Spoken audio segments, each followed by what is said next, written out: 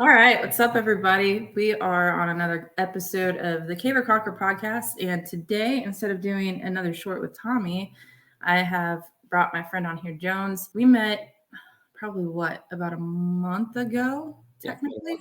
Yeah. Yeah. So basically, I had a friend. She was like, "There was something that I heard you say the other day. It reminded me of a song that I heard, and I thought you would really like this song." And it was called "The Ones." And so she sent me that song link and I listened to it and I absolutely loved it. I was like, oh, this is super dope. So I started going down a rabbit hole of your music, realized I really loved your music, loved your style. I like what you talk about in your lyrics. And so then I added you on Instagram and was not expecting it, but we started talking on Instagram and I was like, all right, this guy's super freaking cool. And then we just continued talking from there. So, why don't you tell us a little bit about yourself? Yeah.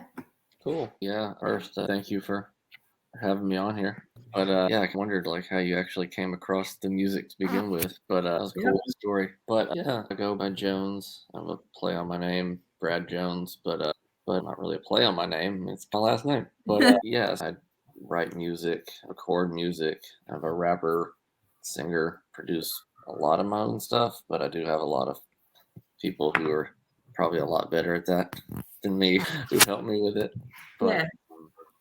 yeah, I've been doing this for really my whole life, but really got into finally finding the courage to actually put some of my stuff out there, probably back in 2018, Okay. 17, and that's worked out. I'm really happy about that. Really feel blessed about it, and happy that music is, it seems to be making the impact I was hoping for, helping people get through some hard times. Yeah. No, definitely. There was, like I said, I kind of going down just a rabbit hole of your music. And even since then, there's been days where either I'm driving to work or even on my drive home to Illinois where I'm starting to go back through your stuff. And then I even posed a little bit to some of your music too. And Yeah. that was a lot of fun. That was a lot of fun for me as well. But when you got started in music, like so I know you said around 2018 was when you started putting your stuff out there. When did you start? What got you into rapping? Who were some of your influences? Where did that come from? So I started really getting into hip hop rap at a really young age, probably about 9 years old. Came from a place of, I had a single mom, it was just me and her, and the place we lived was really, we really didn't have a lot of money. So one of the things I would do to just pass the time is I had this like little clock radio. I would just play it, and just something about when I would hear like hip hop songs come on, something about that just really spoke to me. Just because I have a lot going on up here, and I don't feel like I can say everything I want to say in a normal song. That was one of the main things that got me initially, was like, oh, I can say a lot more in these kind of songs. But then I just really started getting into it. And out at school, I had some friends, and we would all try to like freestyle and do our own stuff. And eventually, that started like catching people's attention because I could really get into it, really do it. But I guess the thing that really set me on this journey of, oh, I can do this. This is something that I could do and maybe be accepted at, was another thing I used to do was I'd be up until 2, 3 in the morning, like Mhm. watching TV. And MTV used to play like videos like late, and then Yeah. of course like I come across, would like come on, and I'd be like, turn it down like real low, 'cause I'm like, "Oh, gonna kill me if I'm listening to Eminem." But I was like, oh hey, you look the same. And I was like, maybe I can actually do this. And so that kind of gave me the confidence to really start taking it Yeah. more seriously. But I don't know, music has just always been the place I go. If I'm sad, if I'm having like problems with depression, if I'm feeling anxious, if I ever feel like angry about things, like I always go to music, whether it's listening to it, whether it's writing it down, trying to write what I'm feeling and like some kind of verses. It's just always where I go. It's always been my release and almost like my therapy, like almost. But yeah.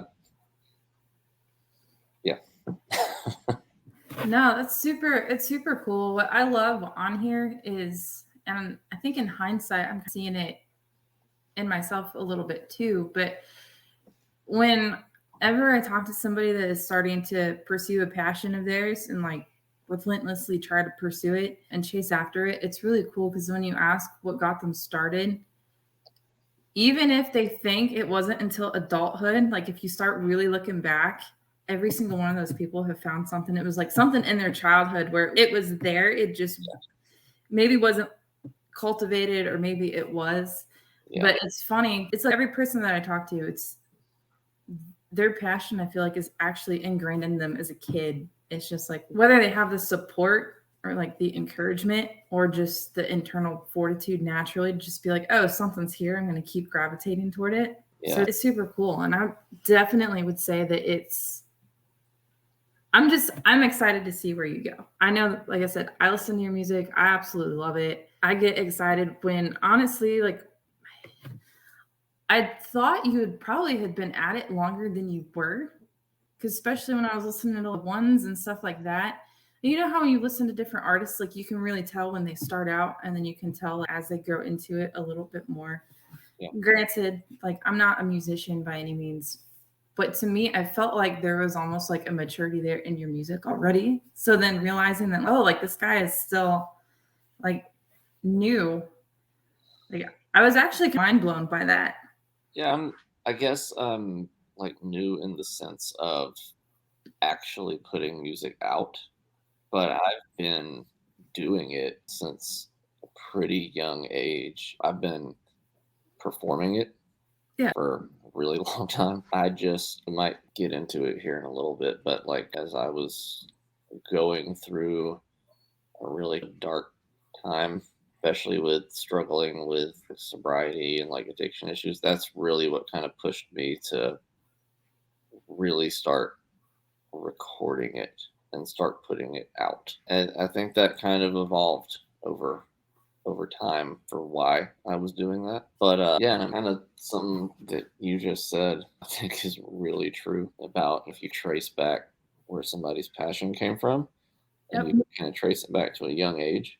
And I think something that I've noticed, it's kind of sad, and I wish it wasn't this way, but it just is. I think a lot of people find their passions and things that they really love and care about at a young age, but they just don't have that support around them, and they have people that can't see their vision or see what their dream is, and they discourage it, and they just kind of brush it off and say, no, you can't do that. You can't do that. That's dumb. Like, why would you do that? And then so many people find themselves in their adult lives doing things that they're just miserable every day because they don't follow that thing that they were made to do. And I wish it wasn't that way, but. And that's the crazy thing. And I don't know if it's the world as a whole or if it's just, I've been thinking about this a lot lately, like a lot, because especially like with sobriety, and we'll talk about it more here in a second, but for me, like I had to establish my relationship with higher power. And I grew up in the church when I was younger. Like my mom started taking me when I was itty bitty. My dad sobered up. He started preaching by the time I was a teenager.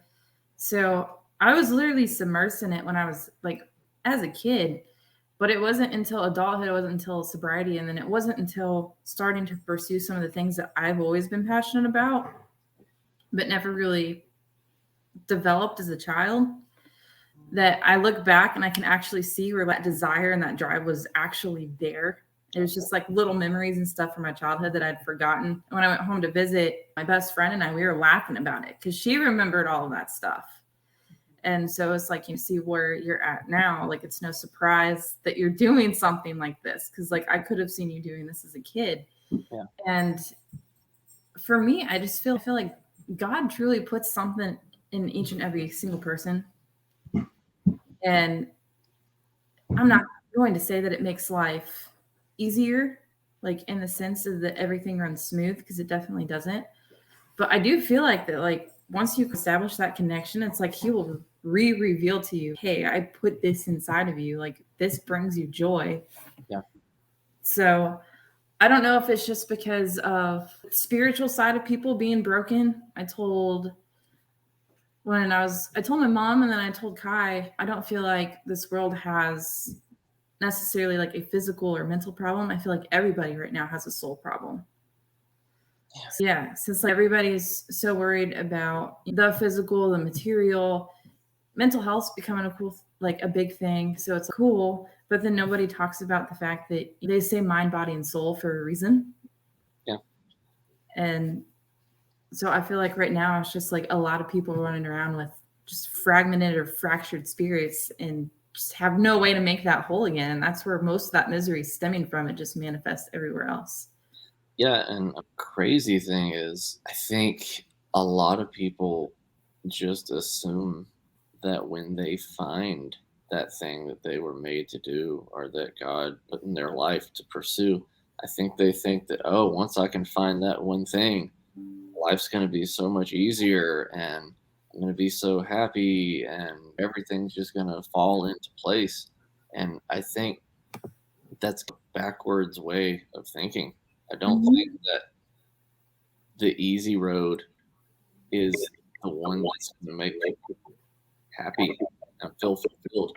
I think people giving up on that dream and giving up on working for it and falling into some routine day-to-day thing that they really don't enjoy doing, but just do it because it's the easy way and, oh, I can make a living doing this and blah, blah, blah. The easy way, I don't think, is the answer. And I think people just feel that's, I don't know, I think somewhere along the way we got that backwards. Because I think pursuing that dream, it is hard. It's going to be hard work. It's going to be a challenge. It's going to take so much inside of you to reach that goal. But it's worth it in the end. Is that easy road that you took, that you're doing this 9 to 5 that you just really hate doing every single day, is that really worth it? Is that what you want to look back and say, oh, it was easy. I just did it because it's what I thought I was supposed to do? Is that really what you want to do? I don't know. I just feel like somewhere along the way it got, that thinking was backwards. Yeah, I think people in general, I don't feel like we're all that different. So people will talk about, well, this person has talent or that person has whatever, or this person. Yeah, I even talked to my mom about it the other day because I remember stepping off stage and my last show was absolutely bombed. There was like a lot of things surrounding it. It wasn't helpful, but it just it was not good. I was dead last. It was like the biggest national show I'd ever done. And I can't even fight the placing. It all went to crap. And I remember talking to my mom about it and being like, what I need to do, but I need to regroup, go back at this from like a different direction. And my mom being like, you know what, maybe this isn't God's purpose for you. And I remember her saying that, and I stopped for a second and almost did like dog when they like tilt their head when you just start talking to them. But I told her, I think it is. It's like, I just don't think I've found the like specific spot within it that I belong to yet. And then it's funny because you fast forward a year and even still, like life's not easy. Like I'm not making a ton of money. It's not like I started doing this stuff in Florida and then boom, my life's changed overnight. There's still lots of work and risks and stuff that's going in with that as well. But it is funny because now I'm talking to her and I can come back and be like, that wasn't the right door. Like I still think it was the right route. Everything pulls me that direction. It just wasn't the right door yet. Yeah. And that's the other thing too, is it's kind of like you said, people think that as soon as it happens, everything's going to change and life's going to be easy. And I think in life, it's really about They talk about if there's like the afterlife, they talk about everything you're doing here is just preparing you for that. So it's funny because I think everybody refers to like the afterlife as like this big, we get to just relax and chill and everything's great. And I almost don't really even think that anymore. Like, I think that there's going to be a lot of work to do in the afterlife. It's just everything you're doing here is like a trial run just to like to forge you like with the capability to handle like what's coming next. Cause I feel like that's just going to be a much bigger division or adventure. And this is just like the preliminary trial. Is like how I'm starting to feel about it. Whether that's right or wrong, I don't know. That's just like my own observation with the more that I read and study things. And I'm like, oh, crap. I don't think this is going to be a streets of gold, kick your feet up like everybody thinks it is. It's like, why else would you have to go through all of this stuff to be built into something like to figure out what you're going to do, like what you're going to do next? Why do you need patience and all of these different like virtues to be pretty much solid? So I don't know. I think now I'm just buckling up. So I don't know what to expect next. And I know here, like whatever is here, I'm just supposed to be learning something every single day. So I like what I do. I love what I do. It comes with its frustrations for sure. Definitely. We felt it some this weekend, but I couldn't imagine quitting and going like the 9 to 5. Do I think about it when I get real frustrated? 100%. But then when I actually let that frustration subside and then think about it, there's just no way. Right. No way. Right.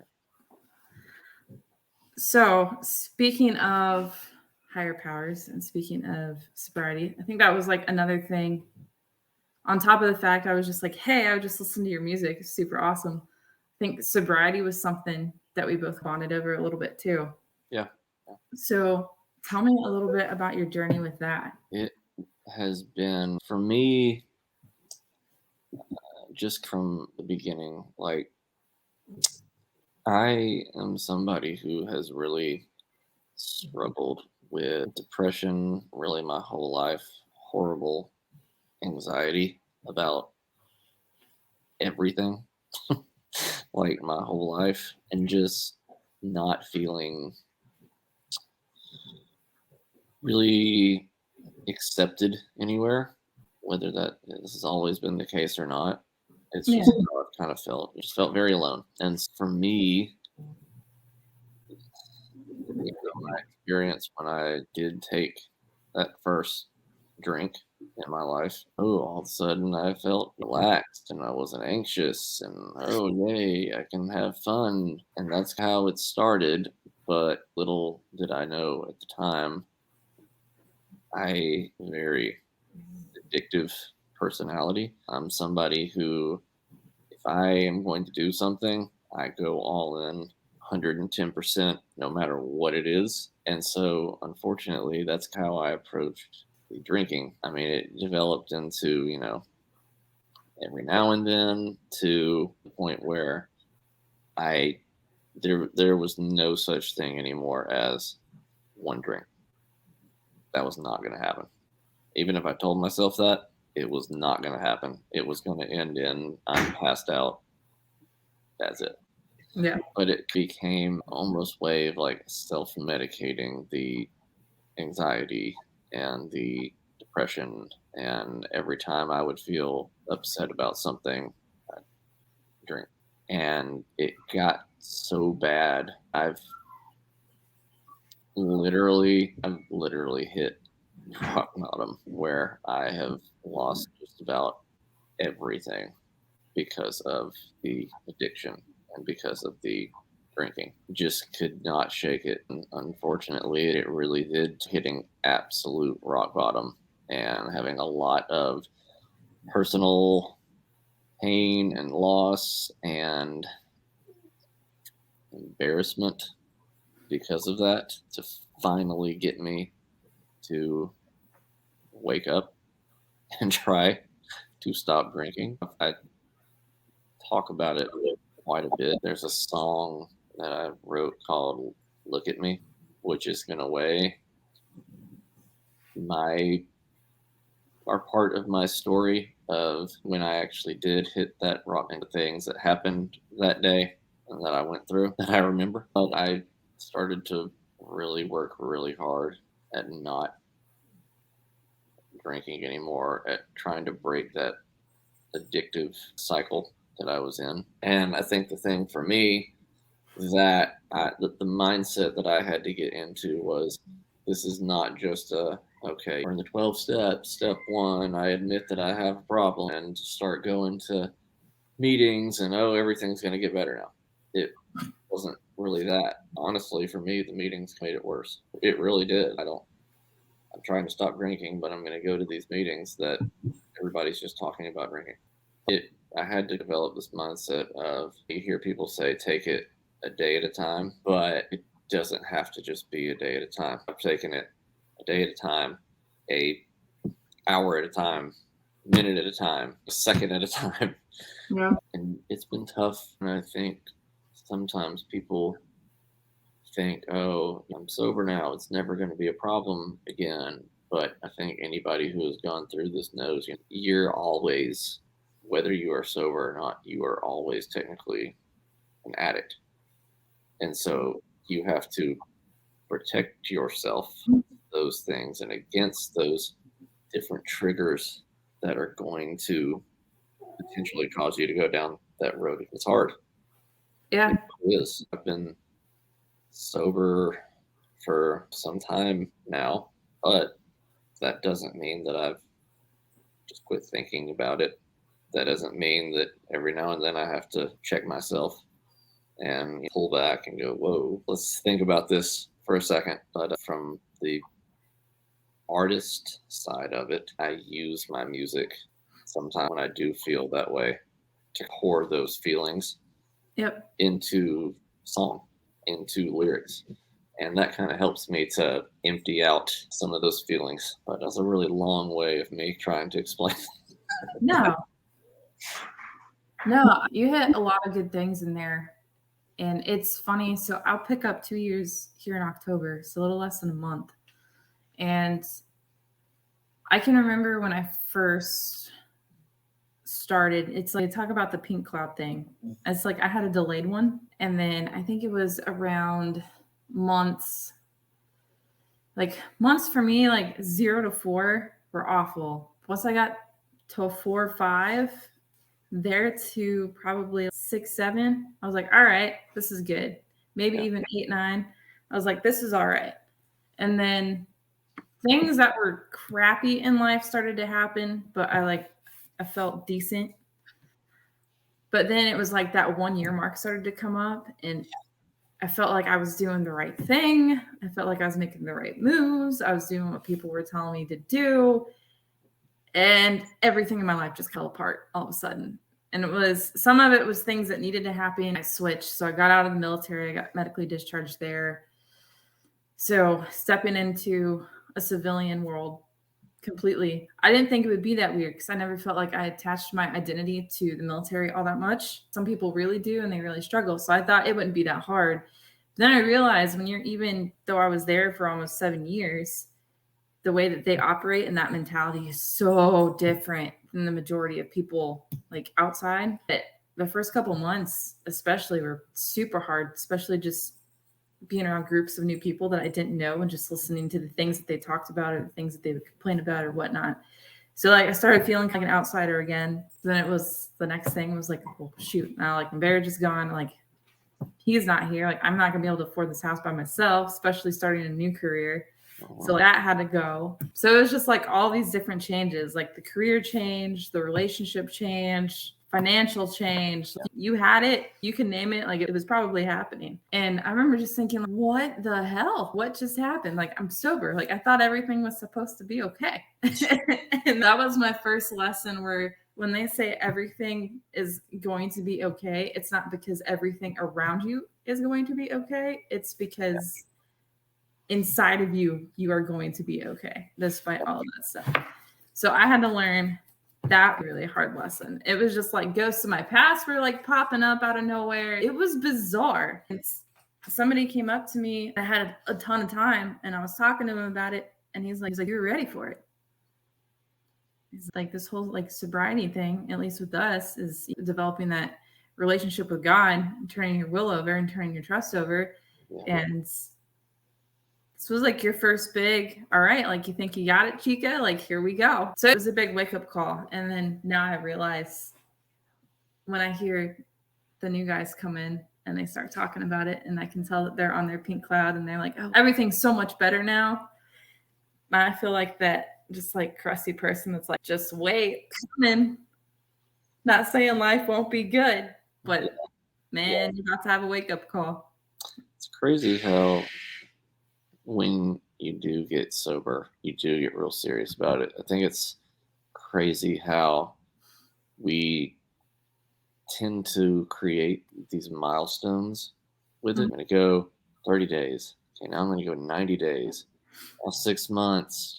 And it's, at least for me, I put so much emphasis on that year mark. Like that 1 year. I'm going to make it to this year. I'm going to make it to this year. I'm going to make it.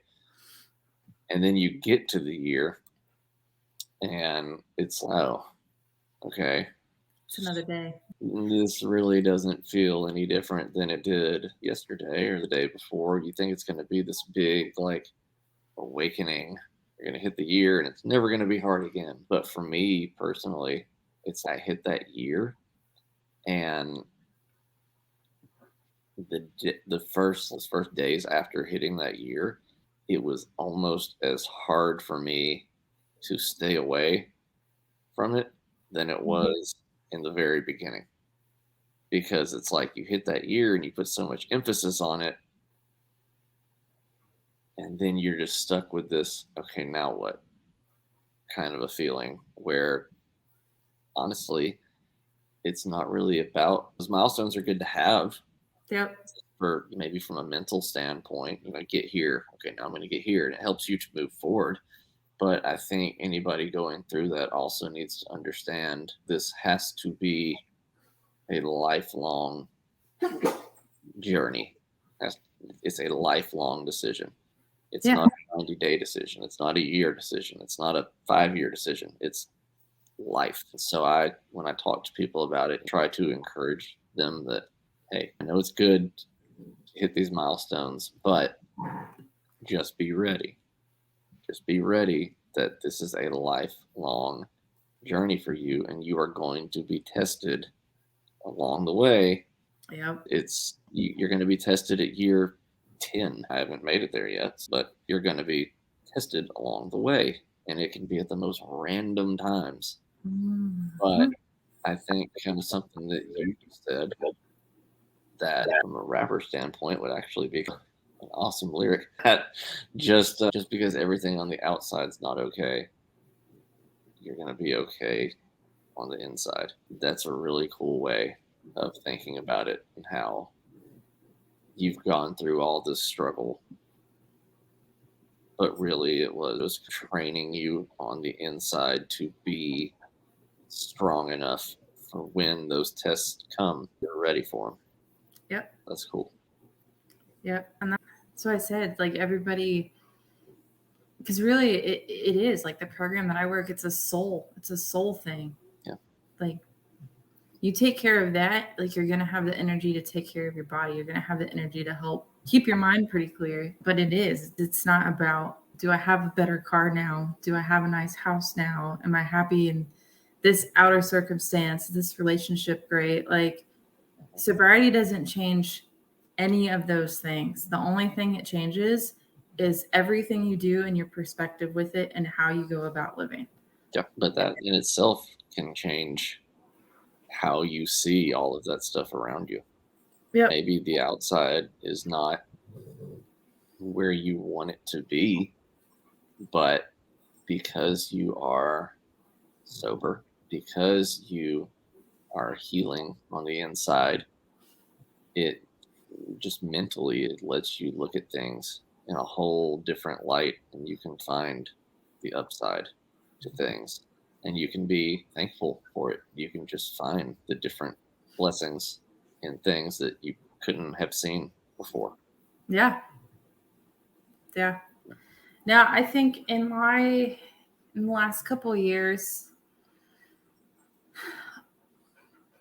like I've had really good moments where it's like I can feel God and things have been going really well, and then I can feel it. But I think The times where I feel like he is closest is when, because even with this year, there's been a lot of doubt, especially like the last couple months. And I think it's the moments where I'm really in my head, but then I hear something like outside of me that is just like an answer to what is going on. And I feel like it's just like with anything else, like any other relationship. If sobriety for me is a spiritual program, and for that to be good, like you have to have a solid relationship with whatever that is. It's going to have to go through its peaks and valleys too. Yeah. That's how it grows. So otherwise it's very easy to have like superficial friendship when you never disagree on anything, or a superficial relationship where you never fight. But what happens when you finally butt heads? You know, what happens when you get quiet for a little bit? Somebody gets stubborn. Those are the moments that actually make a relationship. And so for me, those have been the moments where I feel myself getting a little bit closer just with like my own walk with God, because those are the moments where I do get humbled and I have to remember, you know, I can't control everything. I'm not supposed to control everything. I'm not supposed to know everything. So, yeah. Let's say that is a tough place to be, especially as somebody who is sober and is walking that sober life now. Sometimes it is a little tough to understand that, hey, I'm not in control. Because I think a lot of times we use whatever it was. It could be alcohol, it could be whatever, any other kind of drug, anything really that you're addicted to. You use that as the way to control what is going on, what you're feeling. And I think especially for people who have been addicts, loss of control is a super hard thing to deal with. But I think once you accept that you're not in control, and it's in control, it's just how it is, whether you want it to be that way or not, it is. yep.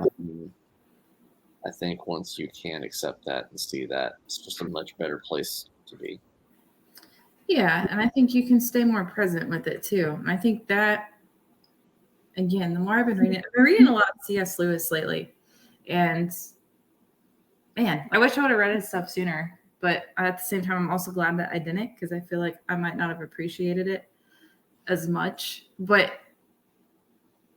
it's like when you talk about the concept of time, like the past is already over, like the future is not necessarily guaranteed. Like the only person that can live outside of time is God. So it's like he wants people to live in the moment. And when you live in the moment and you're not worried about all of the stuff that's coming, it's easier to be much more at peace and focus on what are the things I need to do today, right now. What can I do today? What action can I take today?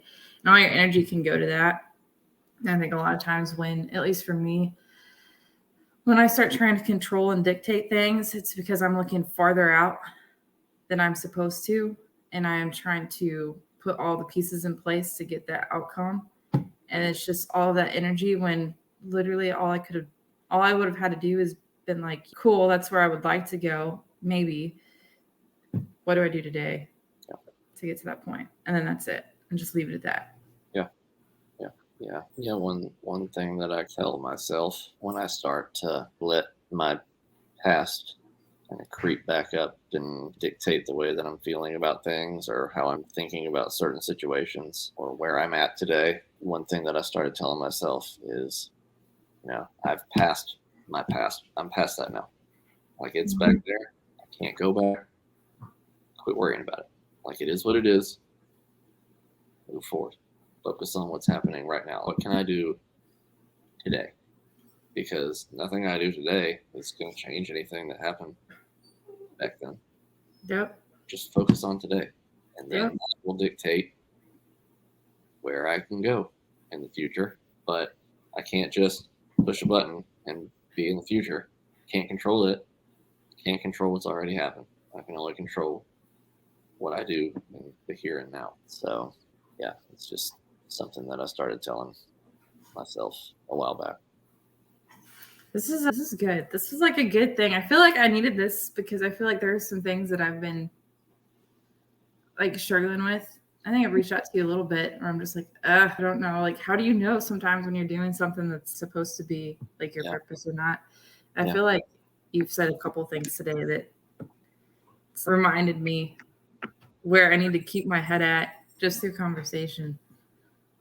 Yeah, that's awesome. I think that right there, I'll start by saying it's not about me at what you just said there about how I think you heard some things that have been encouraging, have encouraged me that I needed to hear. That right there for me, you said you listened to my song at once, and that's what I base my whole everything around. It's almost the ones is almost kind of the Jones vision statement.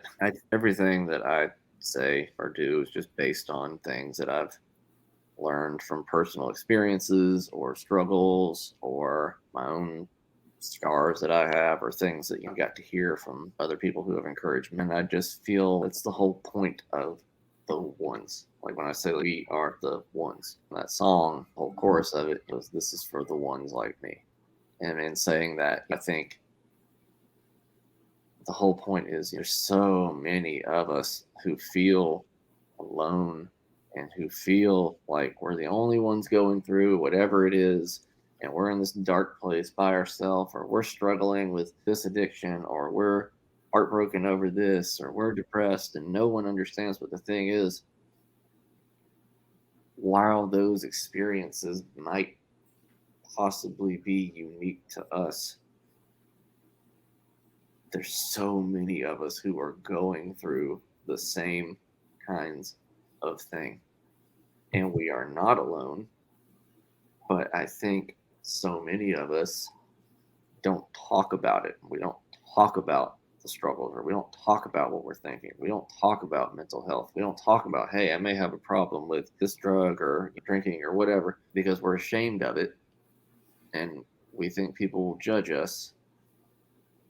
But if we would just open up and talk about it or ask for help, we would find out there are so many people just like us that we could lean on, and that we could all lift each other up and support each other. And that's like the whole point of this whole concept of the ones.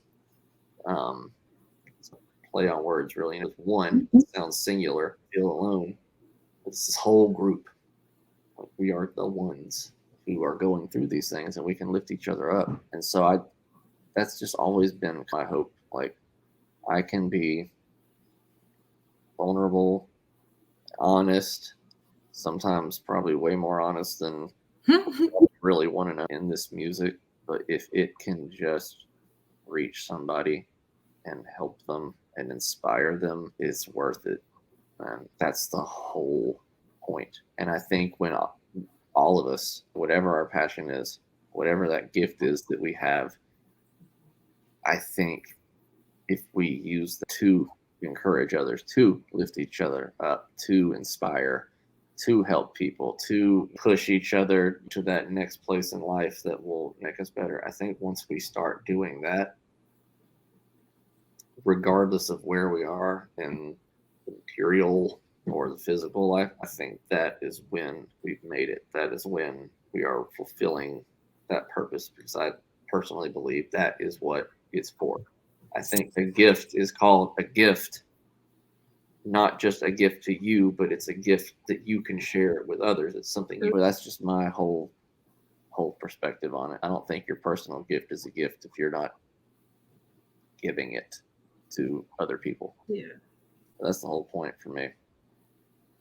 Yeah, no, I feel that. Again, like you said some things in there too where it was like, even if it's like stuff that I know, just needing like a re-wake up, hey, maybe you should go write some stuff down and reflect on some of this. Think about where your mind's gotten like the last month and where you need to redirect some of this a little bit. Because yeah, I can find times too, even with what I'm doing now, I get super caught up. And even with just what you just said, shoot, I guess full transparency, like I can even see like this past trip down to Florida where instead of when I originally got excited about it, it was you got to do this and like what it can do for other people. And to where like this trip, I got super uncomfortable. And instead of still thinking about how this can be something for other people or to inspire other people, so I'm getting nervous because now I'm out of my element. And it's like, what if I can't do this? What if I look bad? What if? And then I'm just focused all on myself again, which is not the point. Like, it's not supposed to be the point. It's never meant to be the point. So I'm glad you just said all that too, because it was like I needed to, wake up a bit. I think in order to succeed at anything, I think you have to get comfortable being uncomfortable to succeed at anything, because the comfort zone, that's not the place to stay. And I'll just say, like, personally, you might be, maybe you're getting frustrated or you get stressed out about some of this, like you said, but I think all things happen for a reason, and they happen in God's time. Because for me, I've been struggling with, I put out this last album and it's like, where do I go now? Like, what do I talk about? And so I've been struggling. Who am I? Where am I going as an artist? And it's just been this struggle. And all of a sudden, this message on Instagram, like, hey, I heard your music, and then we can start talking, and then you don't know who I am. You have no idea that I think that, Kai Green is like one of the like most inspirational people in the world to me. And then you're like, hey, yeah, I'm actually working with this guy. And I see you have gone for this and you are achieving this, and you're doing something that is just mind blowing to me, whether you think so or not. And so it's lighting that fire back up for me as an artist. Wow, this person is really going for it and achieving something that's just awesome. And it gives me that little push to keep going. It's just crazy how, whether we realize it or not, it's like God's just always letting the pieces of the puzzle together. And so it's just really cool how all this has worked out. Yeah, that's funny because I didn't even really know the backstory of that either until you just said that. So that's crazy. Yeah. But I am going to have to wrap up here. We definitely should do this again sometime. Yeah, sure, anytime. I had a lot of fun. Yeah, I would say, just in closing, I guess, if there's anybody, if anybody's watching who are struggling with either the decision whether to pursue their passion or even struggling with their own battles with like addiction or anything like that, like, what, if you could say anything, what would you say to those people? I would say keep going, keep putting one foot in front of the other. Like I've said before, you don't have to take it a day at a time. Take it at your own pace. It can be a day, it can be a minute, it can be a second, it can be a breath. But just don't give up. Have faith that you're going to get through it. I know it seems impossible right now, but you can do it. Just have faith. I am a living, breathing example of somebody who literally just about lost everything you could lose. And I'm here today to tell you, I got through it. You can get through it. We can all get through it. Take that first step and don't give up. That's awesome. Thank you for taking the time today to come and jump on here, just chat a little bit. I really appreciate it. And I hope to everybody listening that you guys got something out of it today. Also, go check out Jones's music. Where could they find it? You can find it on Apple Music, Spotify, YouTube, any streaming service. My name on there is Jones, or you can check me out on all social media. It's at Jones Raps. You can find me on Instagram, Facebook, Twitter, YouTube. I'm all around. All right. It was awesome talking to you today. And I will be talking to you more soon in the future. Thanks for having me. Yeah, no problem.